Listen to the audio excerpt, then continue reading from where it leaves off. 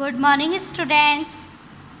कल की क्लास में हमने चैप्टर 1 के क्वेश्चन आंसर किए थे। आज की क्लास में हम चैप्टर 2 को रीड करेंगे और अच्छे से समझेंगे। तो देखिए चैप्टर 2 जिसका क्या नाम है, आखेट खाद्य संग्रह से भोजन उत्पादन तक। क्या नाम है इसका चैप्टर का? आखेट खाद्य संग्रह से भोजन उत्पादन तक। आखेट का मतलब क्या होता है बताइए? आखेट का मतलब क्या होता है? आपने चैप्टर 1 में पढ़ा है ना, तो बताइए आखेट का मतलब क्या होता है? किसी को याद है आखेट का मतलब क्या होता है? आखेट का मतलब होता है शिकार करना। क्या होता है? शिकार करना। और खाद्य संग्रह से क्या मतलब होता है बताइए? खाद्य संग्रह का क्या मतलब होता है? किसी को पता है? बच्चों, खाद्य संग्रह का मीन्स बताइए, किसी को पता है? नहीं पता तो मैं बताती हूँ आपको। सबसे पहले संग्रह का मीन्स क्या होता है बताइए? संग्रह का मीन्स क्या होता है? इकट्ठा करना। क्या होता है? इकट्ठा करना, कलेक्ट करना। ओके। अब खाद्य संग्रह क्या दिया गया है इधर आपको? खाद्य संग्रह मतलब भोज्य पदार्थ या फसलों को एकत्रित करना। भोजन उत्पादन तक। प्राचीन काल में लोग क्या करते थे? अपने पेट को भरने के लिए शिकार करते थे जानवरों का और उनको खा लेते थे। लेकिन जैसे जैसे उनमें बुद्धि आई तो क्या हुआ? वे लोग खाद्य संग्रह करने लगे। फिर भोजन की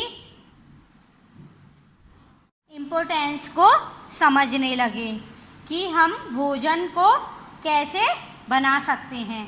तो देखिए तुषार की रेल यात्रा। क्या है ये? तुषार की रेल यात्रा। एक तुषार नाम का लड़का है जो एक दिन कहीं जा रहा होता है और वो किससे यात्रा कर रहा है? रेल से। तो वे अपना एक्सपीरियंस बता रहा है। तुषार अपने एक रिश्तेदार की शादी में दिल्ली से चेन्नई जा रहा था। एक दिन तुषार के किसी रिलेटिव्स के यहाँ शादी थी, तो तुषार दिल्ली में रहता है। अब उसे दिल्ली से कहाँ जाना था? चेन्नई जाना था। रेल में उसे खिड़की वाली सीट मिल गई। अब दिल्ली से चेन्नई वो किससे गया था? रेल से गया था। और रेल में उसे कौन सी सीट मिल गई? खिड़की के पास वाली सीट मिल गई, जहाँ से वह बाहर का नज़ारा देखने में मग्न हो गया। जब उसे खिड़की वाली सीट मिली तो वो इस खिड़की से क्या करने लगा? बाहर के नज़ारे को देखने लगा। तेज दौड़ती गाड़ी से उसने देखा कि पेड़ पौधे, घर, खेत खलिहान बड़ी तेजी से पीछे की ओर छूटते चले जा रहे थे। जब गाड़ी चलना शुरू हुआ तो आपको ये तो पता है कि रेलगाड़ी कैसे चलती है? तेज चलती है, दौड़ती है।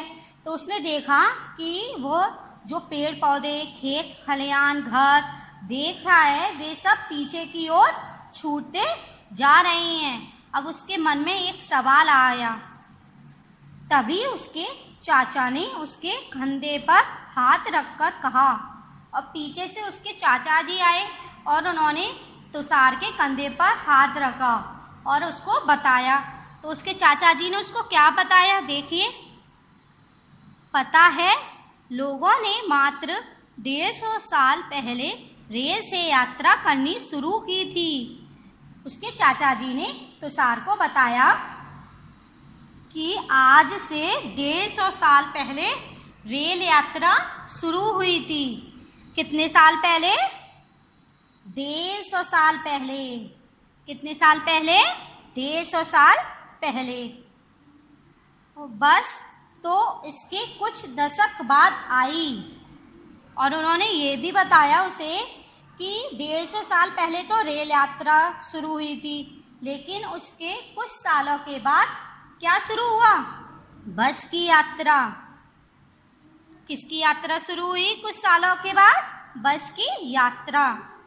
तुषार सोचने लगा कि जब लोगों के पास आने जाने के लिए तेज रफ्तार वाली सवारियां नहीं थी तो क्या वे यात्रा ही नहीं करते थे? अब तुषार ये सोचने लगा कि रेल तो 150 साल पहले शुरू हुई और फिर रेल के बाद बस की यात्रा शुरू हुई। उससे पहले लोग कैसे यात्रा करते थे? उनके पास तो कुछ भी नहीं था, तेज रफ्तार वाली सवारियां भी नहीं थी, तो क्या वे यात्रा ही नहीं करते थे? अब तुषार ये सोचने लगा, क्या वे अपनी सारी जिंदगी एक ही जगह पर बिता दिया करते थे? वो सोचने लगा, जब उनके पास तेज सवारी वाली कोई भी गाड़ी नहीं थी, बैलगाड़ी नहीं थी, तो क्या वे क्या करते थे? यात्रा ही नहीं करते थे। कोई भी तेज रफ्तार वाली सवारी ही नहीं थी तो वे क्या यात्रा ही नहीं करते थे। उसने ये सवाल किससे पूछा? अपने चाचा जी से पूछा और साथ में ये भी पूछा, क्या जब उनके पास तेज रफ्तार वाली सवारियां ही नहीं थी तो क्या वे एक ही जगह पर अपनी सारी जिंदगी को बिता देते थे? उसके चाचा जी ने उसे क्या उत्तर दिया देखिए, नहीं, ऐसी बात नहीं थी। उन्होंने बोला ऐसी बात नहीं है। उन्होंने उसे बोला कि अब मैं तुम्हें समझाता हूँ। देखिए वे उसे क्या समझाते हैं। आरंभिक मानव आखिर वे इधर उधर क्यों घूमते थे?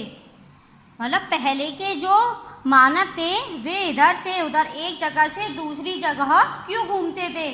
देखिए, हम उन लोगों के बारे में जानते हैं जो इस उपमहाद्वीप में 20 लाख साल पहले रहा करते थे। वे उसे बताते हैं कि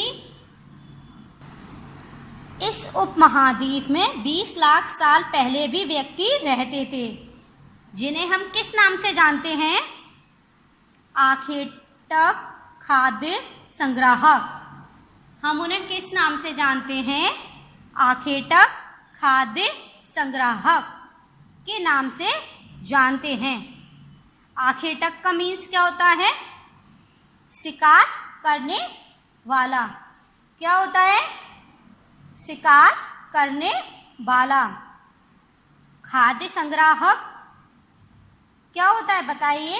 खाद्य संग्राहक का मीन्स अभी मैंने आपको बताया था ऊपर, क्या होता है? भोज्य पदार्थ या फसलों को एकत्रित करना। भोजन का इंतजाम करने की विधि के आधार पर उन्हें इस नाम से पुकारा जाता है। ये तो सभी को पता है कि पहले के लोग क्या खाते थे? शिकार करके जानवरों को खाते थे। तो ये तो नहीं कि उन्होंने आज जो शिकार कर लिया वो एक ही दिन में समाप्त कर दिया। वे उस शिकार को कुछ दिनों तक इकट्ठा करके रखते थे कि उन्हें इसे बाद में ज़रूरत पड़ेगी।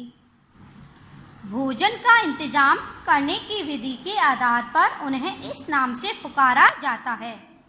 मतलब वे अपने आगे के दिनों के लिए भोजन का इंतजाम कर चलते थे, इसलिए हम उन्हें आखेटक खाद्य संग्राहक के रूप में जानते हैं। आमतौर पर खाने के लिए वे जंगली जानवरों का शिकार करते थे। ये मैं आपको बार बार बता रही हूँ कि पहले के व्यक्ति क्या भोजन करते थे? जंगली जानवरों का शिकार करके खाते थे। मछलियाँ और चिड़िया पकड़ते थे। फल मूल, दाने, पौधे, पत्तियाँ, अंडे इकट्ठा किया करते थे। जंगली जानवरों को शिकार करते थे, मछलियाँ पकड़ते थे, चिड़ियों को पकड़ते थे। फल मूल जैसे कि हरे पेड़ पौधे थे जिस पर फल वगैरह उगते थे, उन फलों को खाते थे। दाने, पौधे, कुछ पौधे की पत्तियां जिनको हम खाने के रूप में भी खाते हैं तो उनको खाते थे। अंडे, जब उनके पास जानवर थे तो जानवरों का प्रयोग भी तो करते थे, जैसे मुर्गी का प्रयोग, तो वो क्या, मुर्गी हमें क्या देती है? अंडे देती है, तो उसके अंडों का इकट्ठा किया करते थे। आखेटक खाद्य संग्राहक समुदाय के लोग एक जगह से दूसरी जगह पर घूमते रहते थे। ऐसा करने के कई कारण थे। आखेटक खाद्य संग्राहक समुदाय के लोग क्या करते थे, जैसे एक जगह जहाँ पर अभी वो रह रहे हैं उधर अगर भोजन की व्यवस्था उनकी समाप्त हो जाती थी तो उस जगह को छोड़कर दूसरी जगह जाते थे जहाँ पर उन्हें ये सभी सुविधाएं मिलें। तो इसलिए वे भोजन को एक संग्रह करने के रूप में एक जगह से दूसरी जगह पर घूमते थे। ऐसा करने के कई कारण थे। वे ऐसा और कई कारणों की वजह से भी करते थे। तो देखिए क्या हैं उनके कारण। पहला कारण यह कि अगर वे एक ही जगह पर ज़्यादा दिनों तक रहते थे तो आसपास के पौधों, फलों और जानवरों को खाकर समाप्त कर देते थे। ये मैंने अभी आपको बताया कि वे एक ही जगह पर ज़्यादा दिनों तक नहीं रह सकते थे, क्योंकि वहाँ पर जब वे जानवरों का शिकार करते थे, अंडों का प्रयोग करते थे, पेड़ पौधे, फल वगैरह एक ही जगह पर खाएंगे तो एक ना एक दिन वे समाप्त तो जरूर होंगे। जब वे समाप्त हो जाते थे तो उनको खाने के लिए तो कुछ और भी चाहिए होता, तो वे क्या करते, इसीलिए वे उस जगह को छोड़कर दूसरी जगह पर जाते थे। दूसरा कारण यह कि जानवर अपने शिकार के लिए या फिर हिरन और मवेशी अपना चारा ढूंढने के लिए एक जगह से दूसरी जगह जाया करते हैं। उनका दूसरा कारण क्या था कि वे अपने शिकार करने के लिए या वे जो जानवर पालते थे उनको चारा खिलाने के लिए भी एक जगह से दूसरी जगह जाया करते थे। इसलिए इन जानवरों का शिकार करने वाले लोग भी इनके पीछे जाया करते थे। तो जब वे लोग अपने जानवरों को चारा खिलाने के लिए ले जाते थे तो क्या होता था, दूसरे लोग उन जानवरों का शिकार करते थे। इसका तीसरा कारण यह कि पेड़ और पौधों में फल फूल अलग अलग मौसम में आते हैं, इसलिए लोग उनकी तलाश में उपयुक्त मौसम के अनुसार अन्य इलाकों में घूमते होंगे। तीसरा कारण ये है कि ये तो सभी को पता है कि पेड़ पौधों पर फल वगैरह हर सीज़न में नहीं आते। कुछ फल सब्जी वगैरह ऐसे होते हैं जो पर्टिकुलर सीज़न पर ही आते हैं, तो वे उस सीज़न के अनुसार उस मौसम के अनुसार उस जगह पर रहते थे। अब उन्हें पता है कि इस मौसम में इधर हमको यह भोजन मिलेगा, तो वे उस जगह पर रहते थे। फिर क्या होता था, मौसम बदलता था तो मौसम के अनुसार वे अपने स्थान को भी बदल लेते थे। और चौथा कारण यह है कि पानी के बिना किसी भी प्राणी या पेड़ पौधों का जीवित रहना संभव नहीं होता, और पानी झीलों, झरनों तथा नदियों में ही मिलता है। और इसका चौथा कारण यह भी है कि पानी के बिना कोई भी प्राणी या जानवर जीवित नहीं रह सकता।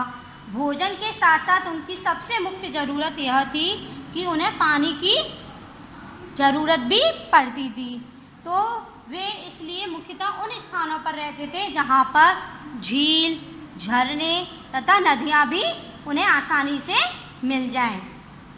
यद्यपि कई नदियों और झीलों का पानी कभी नहीं सूखता, कुछ झीलों नदियों में पानी बारिश के बाद ही मिल पाता है, इसीलिए ऐसी झीलों नदियों के किनारे बसे लोगों को सूखे मौसम में पानी की तलाश में इधर उधर जाना पड़ता होगा। बेटा, कुछ नदियों और झीलों का पानी ऐसा था कि वे कभी नहीं सूखती थी, और कुछ नदियों और झीलों का पानी ऐसा था कि वे कुछ ही मौसम के बाद ही उन नदियों या झीलों में पानी मिल पाता था। यदि बरसात होगी तो वह नदियों झीलों में पानी मिलेगा, यदि बरसात नहीं होगी तो उन्हें उन नदियों और झीलों में पानी नहीं मिलेगा। इसीलिए वे ऐसी झीलों नदियों के किनारे बसते थे जहाँ पर उन्हें पानी की व्यवस्था पूरी मिल जाए। इतनी बात सभी लोगों को समझ में आई।